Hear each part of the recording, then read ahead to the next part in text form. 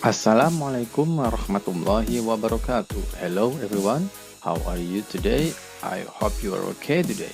In this video, I'm going to explain about TOEFL test, structure and written expressions, the strategies to structure and written expression. Today, in this video, I'm going to explain about TOEFL test, structure and written expressions, the strategies to structure and written expression. Jadi pada video kali ini akan menjelaskan tentang bagaimana strategi dalam mengerjakan soal structure and written expression dalam tes TOEFL. Without any further ado, let's check this out.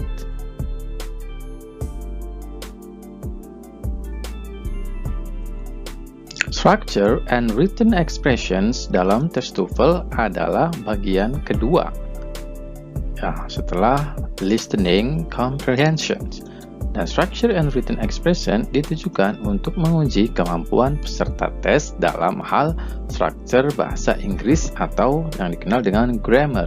Structure and written expression terdiri dari dua bagian, yaitu structure question and written questions.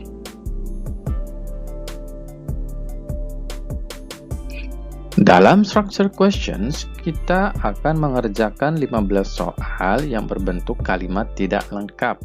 Dan kita diminta untuk memilih salah satu opsi jawaban yang paling tepat untuk melengkapi kalimat tersebut. Nah, here is the example of questions. Di sini ada sesuatu yang dihilangkan atau something missing. Dan kita harus memilih jawaban untuk melengkapi bagian yang hilang tersebut. Structure questions juga dikenal dengan pilihan ganda ya.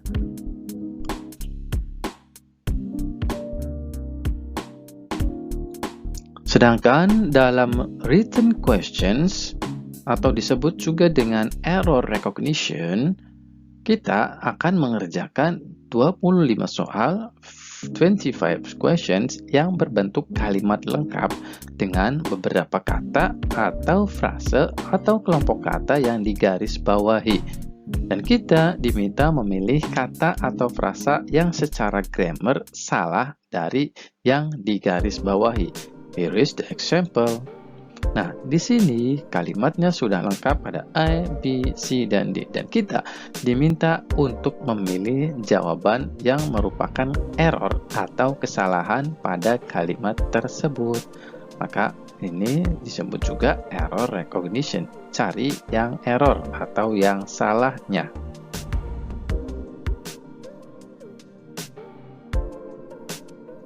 Well, in doing TOEFL tests, section structure and written expressions, we have to comprehend about the basic sentence structure in English. Jadi kita harus mengerti basic sentence structure, struktur kalimat dasar dalam bahasa Inggris. Di antaranya subject and verb, subjek dan kata kerja, and objects of preposition, objek dari kata depan.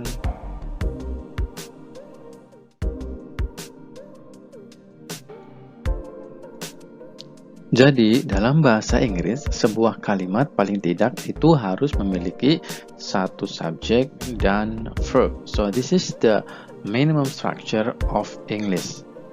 Jadi kalimat itu harus terdiri dari subject and verb minimalnya, atau disebut juga subject and predicate. Nah, you can see from the diagram. Jadi ada subject plus predikat, dan di situ subjek adalah kata benda dan predikat adalah kata kerja. Dan unsur ini disebut unsur primer atau utama yang harus ada. Sedangkan yang unsur di belakang seperti objek, pelengkap atau keterangan adalah unsur pelengkap. Jadi subject and verb dalam kalimat bahasa Inggris at least have to be one subject and one verb. Dan berikut adalah kelompok kata yang bisa menjadi subjek pada sebuah kalimat. Yang pertama ada pronoun, kata ganti seperti she, he, it, I, you, we, they. And then second ada noun, kata benda seperti Andi, George, chair, kursi, informasi. Yang ketiga, noun phrase, frase kata benda seperti the book, new house, dan lain sebagainya. Yang keempat, gerund atau verb ing atau participle seperti writing, reading, swimming, and etc. Yang kelima, to infinitive, to plus verb 1 seperti to read, to play, and etc. And then the last, noun clause. Contohnya seperti what he says. Nah, jadi kelompok kata ini bisa menjadi subjek pada sebuah kalimat.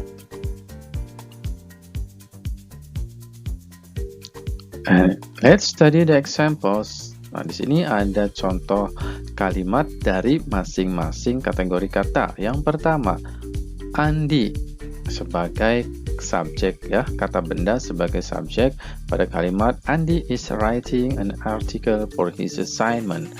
And then the second, the information is noun phrase yang menjadi subjek untuk the information is really interesting. And the third, in today's class, we sebagai pronoun yang berfungsi sebagai subjek dalam kalimat we will be exploring British literatures. Keempat, learning, gerunds yang berfungsi sebagai subjek kalimat learning is important. And then 5, to learn. Nah, di sini to infinitive yang berfungsi sebagai subjek pada kalimat to learn is important. And the last, what you did is a subject for the sentence what you did is very amazing. Nah, ini contoh dari masing-masing kategori, ya, pada kalimat. Okay, let's check another example. Well, after we discussed about the subject, let's study about the verb. There are 3 types of verb that we have to know. The first is linking verb or kata kerja penghubung. The second is transitive verb or kata kerja dengan objek. And the third is intransitive verb or kata kerja tanpa objek. Okay, let's study these examples. The first sentence, Intan is a teacher. Is here is a linking verb. And the second, the coffee smells so good. Yeah, the verb smells is a linking verb. And then the third, babies need constant care. The verb need is a transitive verb. And then the last, the package arrived last night. Arrive here is intransitive verb because there is no object in the sentence. Well, I hope this is clear for you. Well, let's back to the discussions about subject and verbs. Remember that in English, in a sentence has to be one subject and one verb at least. Okay? Jadi, ketika kita mengerjakan soal structure and written expressions, hal pertama yang harus kita lakukan adalah find the subject and the verb in the sentence. Jadi menemukan subjek dan kata kerja pada kalimat tersebut. Well, let's study this example. You can see from the questions that at the beginning of the sentence, Ya, there is something missing. Jadi ada yang hilang di awal kalimat tersebut. And we have to complete by choosing the options. Jadi kita harus melengkapinya dengan memilih salah satu jawaban yang benar. Dan ingat, we have to find out the verb and the subject. Kita harus menemukan kata kerja dan kata subjeknya. Nah, pada kalimat tersebut, subjek itu tidak ada. Subjeknya apa? Hilang. And then the verb kita sudah tahu ada was ringing. And then let's check the options. Ya, pada pilihan jawaban A, loudly, ini merupakan adverb. Dan pilihan jawaban B, in the morning, ini juga sebagai adverb. And C, the phone, nah ini kata benda dan bentuknya singular, tunggal. Dan pilihan jawaban D, the bells, ini juga noun, kata benda, tapi dalam bentuk plural. Jadi, ingat, dalam bahasa Inggris, yang bisa menjadi subjek adalah kata benda atau kata ganti dan lain sebagainya seperti yang sudah dijelaskan sebelumnya. Nah, di sini hanya ada dua opsi yang merupakan kata benda, the phone and the bells. Jadi, pilihan jawaban antara C dan D. Karena verb pada kalimat menggunakan verb singular, yakni was, maka subjek juga harus singular. Maka yang paling tepat adalah the phone karena bentuknya singular. So, the answer is C. Second example, newspapers blah blah blah every morning and every evening. Okay, you can see that there is something missing in the sentence. And we have to complete by choosing one of the options. Let's find out the subject and the verb. The subject is newspapers and the verb is missing. So we have to complete the sentence by choosing the correct verb. Jadi kita harus mencari kata kerja untuk melengkapi kalimat tersebut. Let's study the options. Pilihan jawaban A, delivery, adalah noun, kata benda. Pilihan jawaban B, are delivered, adalah kata kerja, terdiri dari to be dan verb 3. Pilihan jawaban C, on time, ini adalah adverb. Dan pilihan jawaban D, regularly, ini adalah adverb. So, karena subjek pada kalimat menggunakan subjek plural, newspapers, maka verb juga harus plural. Dan di sini, pilihan jawaban yang merupakan verb adalah pilihan jawaban B, are delivered. So, the answer for these questions is B, are delivered.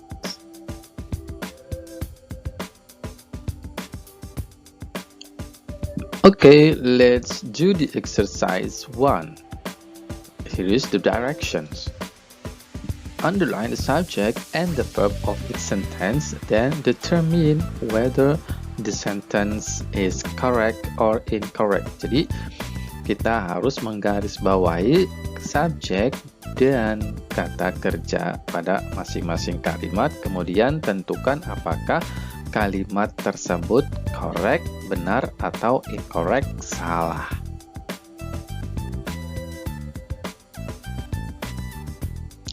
Number 1. My best friend always helpful with problem. This sentence is incorrect because without verb to be is. Jadi kalimat ini salah ya karena tidak ada verbnya. Nah, let's study this sentence. Yeah, best friend is the subject and we cannot find the verb in the sentence. Makanya kalimat ini salah. Second, the bus schedule has changed since last night. Yeah, this sentence is correct because the sentence is complete. There is subject and verb. Where is the subject? The subject is the bus schedule and the verb is has changed. So the sentence is complete and correct. The third sentence, accidentally dropped the glass on the floor. This sentence is incorrect because the sentence without subject. Ya, kalimat ini salah karena tidak ada subjek. Ya, accidentally adalah adverb and then the verb is drop. Nah, jadi kalimat ini tidak memiliki subjek and it's incorrect.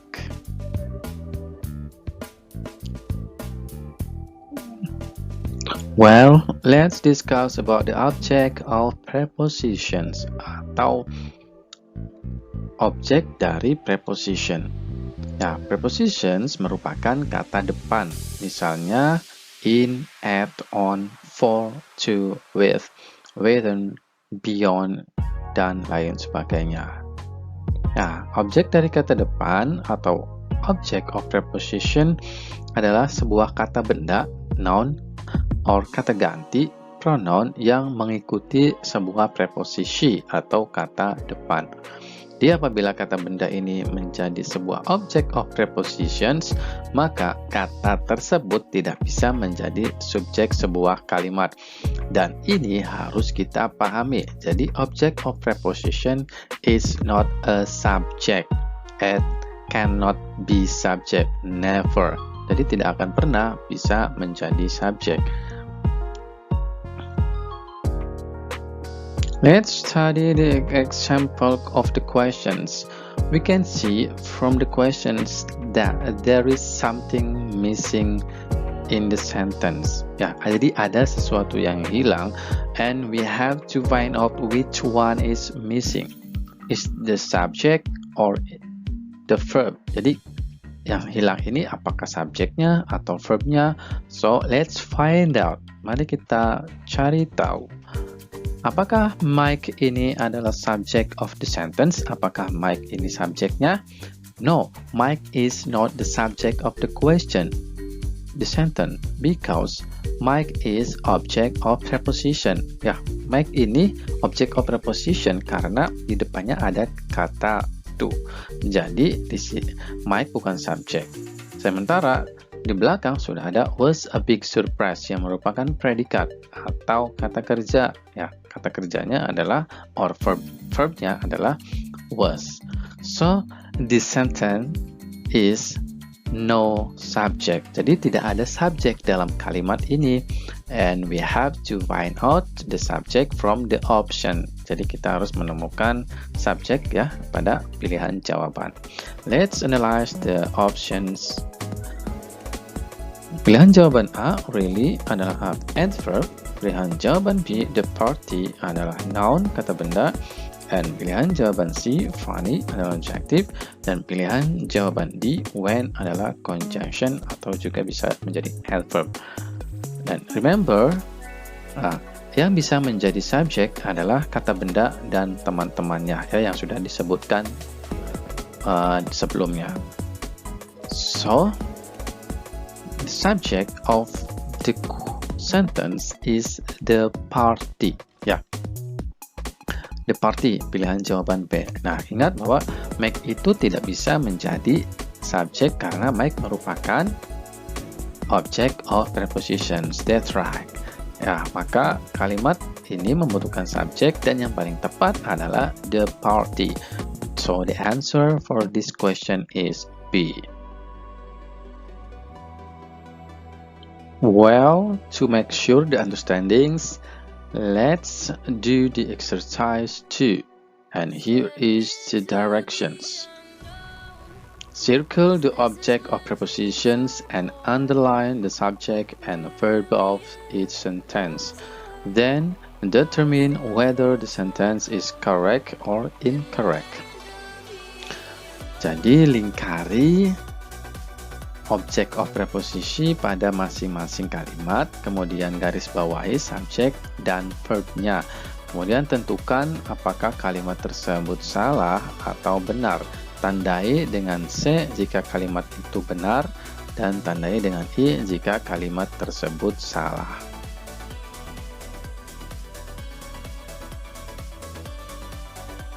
Number 1. The name of the baby in the crib is Jack. Yeah, this sentence is correct because it's complete with subject and verb. Let's analyze the sentence. Which one is the subject? Subject is name or the name. And then which one is the verb? The verb of the sentence is to be is. And then which one is the object of prepositions? Right. The baby is object of the prepositions. So this sentence is correct because complete with subject and verb. The second, by the next meeting, need to turn in papers. The sentence is incorrect. Why? Because there is no subject in the sentence. Let's analyze the sentence. Yeah, the subject is missing. And then, which one is the verb? Is there any verb here? Right. Need is the verb of the sentence. And then, which one is the object of prepositions? Yeah, next meeting is the object of preposition. The preposition is by. So the sentence is incorrect. The third, the directions to the exercise on page 2 unclear. Well, this sentence is incorrect because there is no verb in the sentence. Let's analyze the sentence. Which one is the subject? Yes, the subject is the direction. And then which one is the object of prepositions? Okay, page 2 is object of preposition. The preposition is on. And then there is no verb. The verb should be is. So the sentence should be the directions to exercise on page 2 is unclear.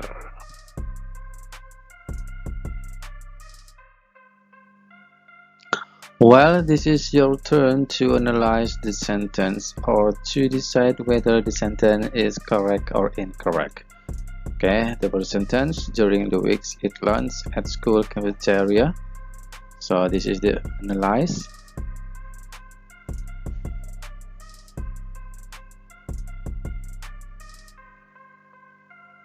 So you have to decide whether the sentence is correct or incorrect.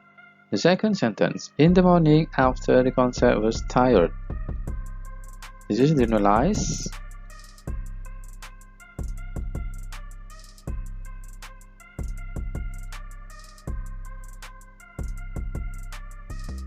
Well, you have to decide whether the sentence is correct or incorrect.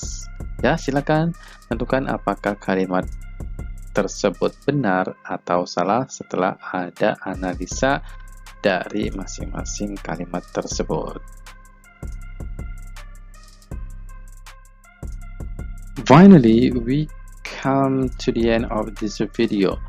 Hopefully this video will give you more understanding, especially about structure and written expressions when completing TOEFL tests. Thank you for your attention and see you on the next video.